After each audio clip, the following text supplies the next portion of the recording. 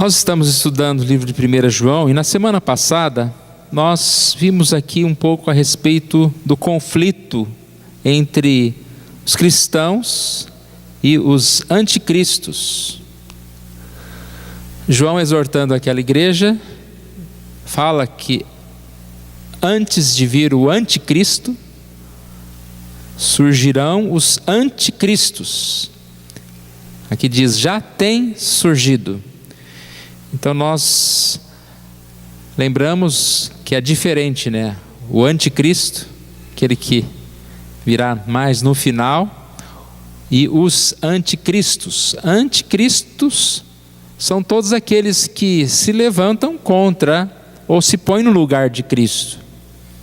A característica aqui ressaltada do anticristo é o versículo 22, que diz que aquele que nega que Jesus é o Cristo, este é o anticristo, e o que nega o Pai e o Filho.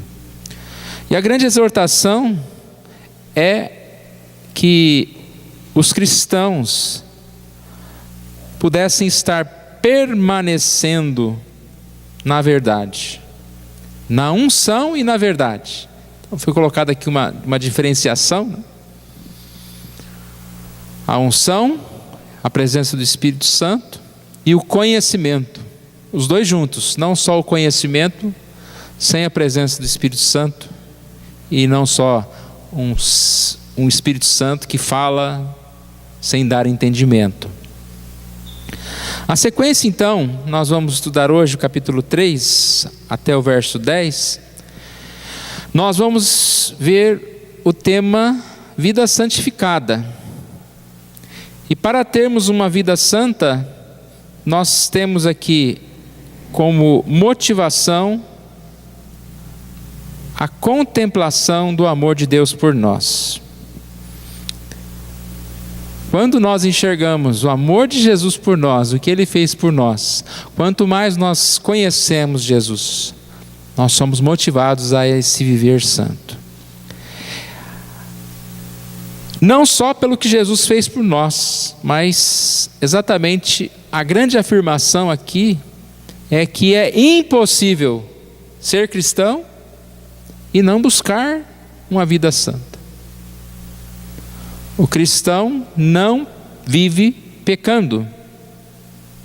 Versículo 6, todo aquele que permanece nele não vive pecando. Todo aquele que vive pecando não o viu, nem o conheceu. Então o resumo do que nós vamos falar está aqui hoje, está aqui. E a gente vai devagarzinho falando um pouquinho sobre essas passagens aí. Uma vida santa motivada pelo amor de Deus. O grande amor de Deus precisa ser percebido. Olha o versículo 1. Vede que grande amor nos tem concedido o Pai. É uma exortação. Vede, perceba, tome conhecimento do grande amor que tem concedido o Pai. O grande amor em enviar o seu Filho. O grande amor de Jesus, que é expresso aqui nesta passagem, principalmente no fato de nós sermos chamados filhos de Deus. Vede que grande amor nos tem concedido o Pai, a ponto de sermos chamados filhos de Deus. E de fato somos filhos de Deus. Diante do amor de Deus, irmãos, nós ficamos, como se diz, numa situação de surpresa, ao mesmo tempo de alegria, ao mesmo tempo percebendo que nós não merecemos, mas ao mesmo tempo gratos a Deus porque recebemos desse amor de Deus. Que privilégio ser chamado filho de Deus. Nós temos falado esse ano, sobre o tema família de Deus. ser conhecido como da família de Deus. Tem tanta gente que se orgulha do seu sobrenome, né? Eu sou da família dos não sei o quê. É bom nem citar algum nome aqui, que vai que acerta alguém, né? Graças a Deus, eu sou filho de Deus. A família mais abençoada. Nós fazemos parte da família de Deus por adoção. E a adoção de forma alguma é uma depreciação a nós. Pelo contrário, aquele que foi adotado, ele foi escolhido, ele foi desejado. É um filho que veio por opção. É um filho que veio e não é um filho diferente, é um filho que tem todos os privilégios do filho que não é adotado. Falando do contexto do Império Romano, ali, como hoje, né? O filho adotado era considerado uma nova pessoa. Não havia mais ligação alguma com a outra família. Agora ele é filho legítimo. Uma nova pessoa. E como é bom saber disso, irmãos. Porque ou a gente é filho de Deus ou é filho do diabo. Nós não temos mais nenhuma relação com o inimigo, porque nós somos filhos de Deus. Sem ser filho de Deus, nós estávamos perdidos, mortos. Com filhos de Deus, nós temos uma herança incorruptível. Temos a salvação, a vida eterna. Amados, agora sois filhos de Deus. Nós precisamos enxergar isso. Isso muda tudo, irmãos. A relação com Deus muda muito quando nós nos enxergamos como filhos, quando nós nos percebemos como filhos, quando nós percebemos o amor do Pai. Não é aquele filho que é jogado lá, não. É um filho amado. Tem uma ilustração que eu acho interessante. Conta que certa vez um menino começou, naquele tempo que ele começou a ver o que era dinheiro, e um dia ele falou: mãe, você me deve $8, que está em dólar, tá? Vamos deixar aqui em dólar mesmo. Aí o menino disse: por tirar o lixo eu vou cobrar $2, por varrer o chão $2, extras $1. Está faltando 3, né? Por levar recados $3. Aí a mãe chegou lá e pegou e deu o dinheiro para o menino, sorrindo, não falou nada. Passado alguns dias, a mãe também entregou uma conta para o filho. E lá estava escrito: meu filho, por ser boa mãe, eu te cobro nada. Por cuidar da sua catapora, eu te cobro nada. Por lavar as suas camisas, os seus sapatos, cuidar dos seus brinquedos, pelas refeições, e aí eu te cobro nada.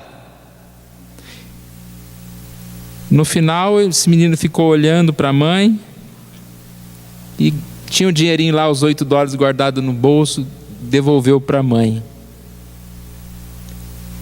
Depois disso, ele passou a ajudar a sua mãe, entendendo que ele deveria fazer aquilo por amor e não por cobrança alguma coisa. Quando nós entendemos o grande amor que Deus tem por nós, nossa relação com Deus é totalmente diferente. Muitos fazem algumas coisas como se pudessem assim cobrar de Deus, né? Ó Senhor, eu já fui na igreja muito, já ajudei lá muito, então o Senhor está até me devendo, porque o Senhor me deu uma catapora, uma doença. Às vezes, como, Senhor, eu estou passando por essa dificuldade, eu tenho feito tantas coisas. Isso é porque nós não estamos bem sintonizados com Jesus, com o amor de Jesus. Quando nós estamos bem sintonizados com o amor de Jesus, há em nós essa perplexidade de alegria. E aí então, irmãos, depois que nós percebemos o amor de Deus, depois que nós tomamos conhecimento desse amor de Deus, nós passamos para a segunda parte, que é corresponder, buscar corresponder, através de uma vida santa, através das nossas atitudes. Ou seja, o grande amor de Deus deve ser correspondido. Olha o versículo 3. e a si mesmo se purifica todo o que nele tem esta esperança, assim como ele é puro. A si mesmo se purifica. Quem se purifica? Todo o que nele tem esta esperança. Que esperança? Esperança de ser filho de Deus, esperança de que é amado por Deus. É uma consequência natural, direta. Qual é essa consequência? A ingratidão, cobrar? Não. Purificar-se. É interessante ver aqui que o que o apóstolo está declarando é um fato. Aqueles que aguardam a segunda vinda de Jesus, automaticamente, necessariamente se purificam. Então, não é uma ordem aqui. Ele não acabou de dizer, Jesus ama vocês, então vocês devem se purificar. Ele está dizendo, não. Todos aqueles que são amados por Deus se purificam. Não há como ser abençoado pelo amor de Deus e viver em pecado. Até mesmo aquela pessoa que porventura está afastada, não sei quantos já se afastaram ou se afastaram sem se afastar da igreja, não estão tão próximos de Deus, vamos dizer assim. Se é realmente cristão, ele não consegue permanecer no pecado. Digo que tem instantes e que luta contra esse pecado. Então não há como simplesmente ser cristão e eu vou viver a vida. Por que, irmãos, e como a gente pode se santificar? Isso é possível devido à grande obra de Deus, à grande obra de Jesus, a obra do Filho. Olha o versículo 5, diz: sabeis também que ele se manifestou para tirar os pecados, e nele não existe pecado. Por que nós somos santificados? Porque Jesus tira os pecados. Jesus tirou os pecados. O que significa tirar os pecados? Ele se fez pecado por nós. Ele foi castigado por nós. Mas quando diz ele tira o pecado do mundo, aqui também está relacionado não apenas a esse pagamento, mas também a quebra do poder do pecado sobre a nossa vida. O Senhor tira o pecado. Esse amor de Jesus, esse contato com Jesus, afasta o pecado, a luz que afasta as trevas. Isso é reforçado no versículo 8, no seu final, quando diz: para isso se manifestou o Filho de Deus, para destruir as obras do diabo. O pecado é gerado pelo diabo, pelo inimigo, a oposição. O que o diabo quer? Nos fazer pecar. E Jesus destrói as obras do diabo. O que é destruir as obras do diabo? A mesma coisa, irmãos. Tanto o sentido de que o Jesus é poderoso sobre o inimigo, sobre os poderes do inimigo, mas exatamente também sobre essa proteção de amor que ele tem contra o inimigo, que ele tem a favor de nós, nos amando, nos abençoando. Por isso que nós continuamos afirmando: é impossível o cristão viver em pecado. Então, irmãos, devemos viver em santidade. O que nos motiva a viver em santidade? O grande amor de Deus. Perceber o grande amor de Deus. Como isso é possível? Através da obra de Jesus nas nossas vidas. Através da obra de Jesus nas nossas vidas, nós vivemos uma vida santa. E aqui então nós encontramos essa afirmação. João vai afirmar de várias formas que é impossível o crente viver pecando. Versículo 4: todo aquele que pratica o pecado também transgride a lei, porque o pecado é a transgressão da lei. Se nós estamos ligados a Deus, e ligados à lei de Deus, nós não podemos transgredir essa lei. Porque todo que permanece nele não vive pecando, todo que vive pecando não o viu, nem o conheceu. A palavra permanece nele aqui tem que ser bem ressaltada por nós. O ramo que está ligado à videira. Permanecer em Jesus, nós temos vida. Nós somos vivificados. O cristão é como esse galho da videira. E dessa videira deriva toda a luz, toda a vida, graça, santidade, força. Percebe que João ele vai ficando cada vez mais forte em seus argumentos. No versículo 8, a parte inicial ele diz: aquele que pratica o pecado procede do diabo. Porque o diabo que vive pecando desde o princípio.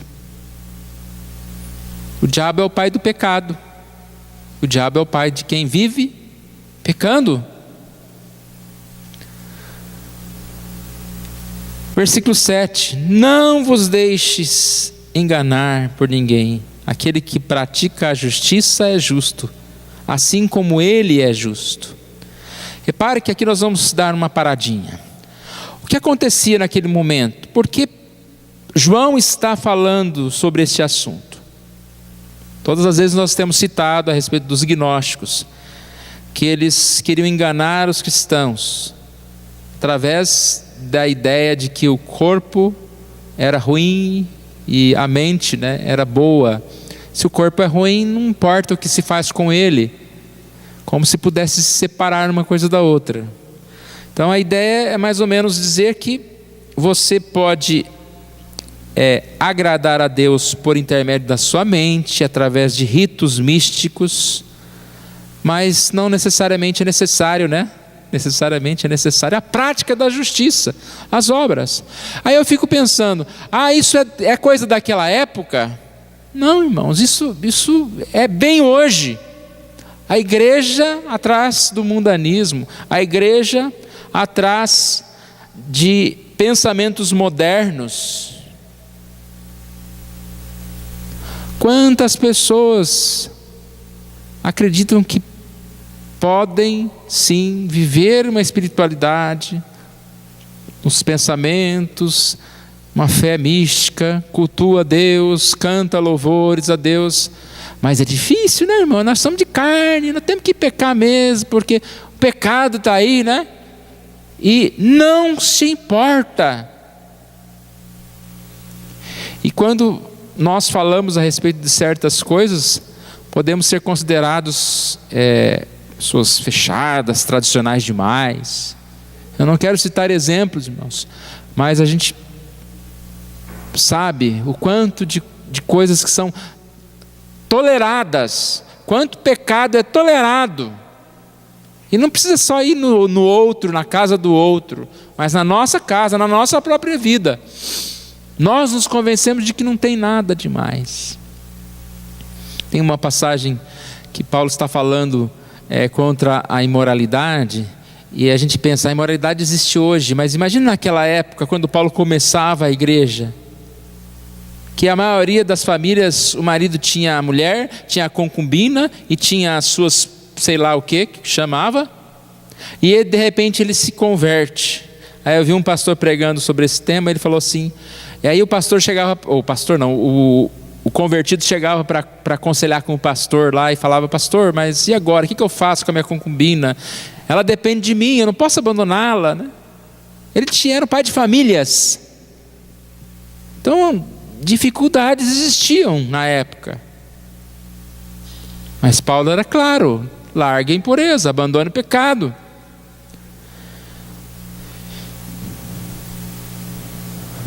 A Bíblia fala que nós temos que ter essa consciência, que nós não podemos ser tolerantes com o pecado, nós não podemos viver na prática do pecado. O pecado é um acidente na nossa vida, não pode ser prática, e é um acidente que deve ser cada vez mais evitado, Sabe aquele acidente? Quando você toma uma multa, é um acidente, né? Você não vai passar lá de novo para tomar outra multa. Você sabe que se você passar lá vai dar problema. E nós precisamos fazer isso. 1 João 3,10 ainda diz: nisto são manifestos os filhos de Deus e os filhos do diabo. Todo aquele que não pratica a justiça não procede de Deus, nem aquele que não ama seu irmão. Aquele que não pratica a justiça. A justiça sim é uma prática, irmãos. O pecado não é prática. A justiça é uma prática. Algumas vezes a gente quer inverter, né?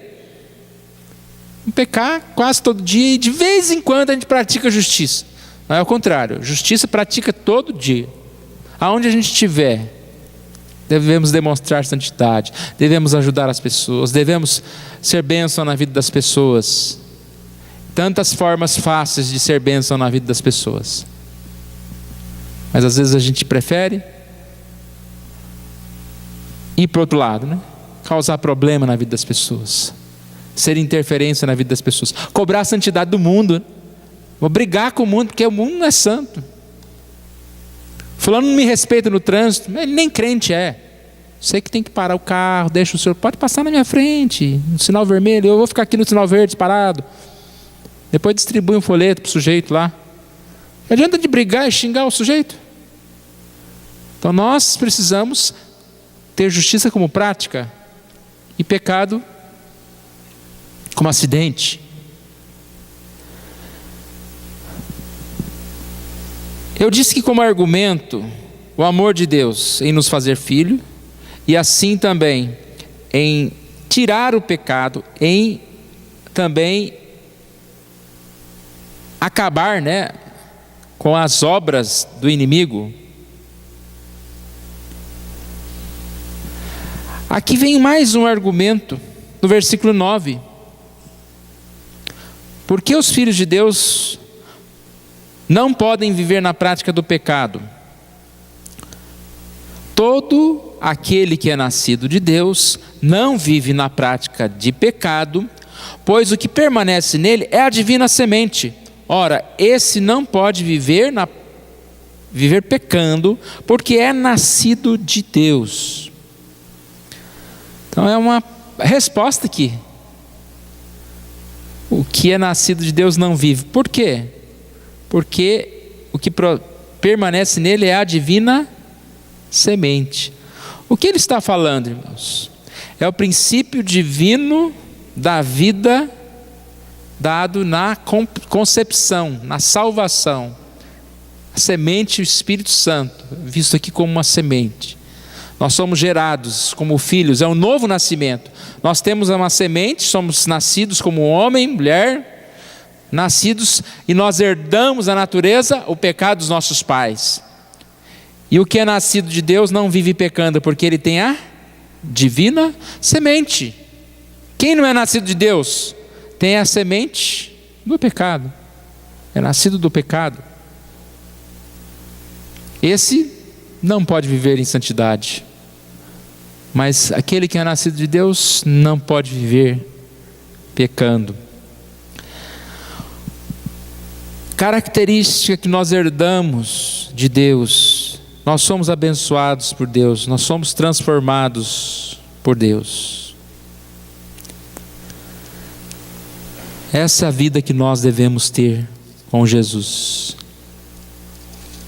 Diante de tudo isso, irmãos, diante de palavras tão pesadas, já pensou a gente ouvir? E a gente ouviu, né? Mas vamos fazer de conta que João estava falando só com eles lá, né? Ouvir uma coisa dessa, como ele diz aqui, capítulo 3,